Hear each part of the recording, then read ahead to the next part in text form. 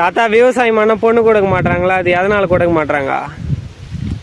விவசாயம் பண்ணால் பொண்ணு கொடுக்க மாட்டாங்கன்ற காரணம் ஏன்னா சாப்பாடு எடுத்து போகணும், களை பிரிக்கணும், நடணும், களை குத்தணும், நெல்லாக இருக்கணும், விவசாயம் நெல்லாக இருக்கணும்.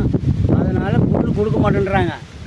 பொண்ணு கொடுத்தா பொண்ணு கொடுக்குறேன்னா உள்ள ஆஃபீஸில் வேலை செய்யணும், என் பொண்ணு போனால் சொகுசாக இருக்கணும் அப்படின்னு ஆசைப்பட்றாங்க. மீதிப்படி ஒன்றும் காரணம் இல்லை. விவசாயம் பண்ணுறதுக்கு பொண்ணு கொடுக்க மாட்டாங்க. இப்போ விவசாயம் பண்ணுற ஆளுக்கு கொடுக்க மாட்டேன்னு காரணம் அதான். இப்போ கட்சி வரல இப்படியே போச்சுன்னா என்ன பண்ணுறது? இதேமாரி இருந்தால் எப்படியா வருது? களை கொத்தணும், நடணும், சாப்பாடு எடுத்து போகணும், சாப்பாடு செய்யணும் அப்படின்னு பொண்ணு கொடுக்க மாட்டேன்றாங்க.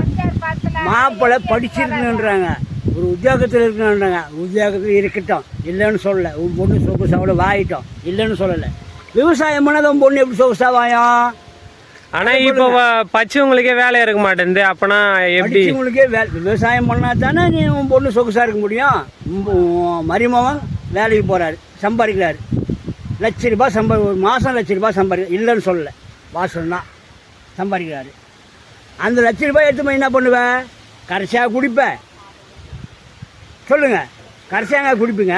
விவசாயம் பண்ணால் தானே உன் பொண்ணு சொகுசாக வாய முடியும். பேண்ட்டு சட்டை போட்டுன்னு, சுடிதார் போட்டுன்னு, பேண்ட்டு போட்டுன்னு, சொகுசாக கண்ணாடி போட்டுன்னு காரில் போகிறது இல்லைங்க. சாப்பாடு விவசாயம் பண்ணால் தான் உன் பொண்ணு சொகுசாக போகும்.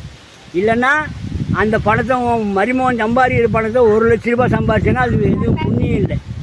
காரணம் அது கரைச்சி குடிக்க முடியாது, காப்பி போட்டு குடிக்க முடியாது, அது சாப்பாட்டுக்கு உணவு ஆகாது. தெரியுதுங்களா? விவசாயம் பண்ணால் தான் உன் பொண்ணு சொகுசாக இருக்க முடியும். சரிம்மா?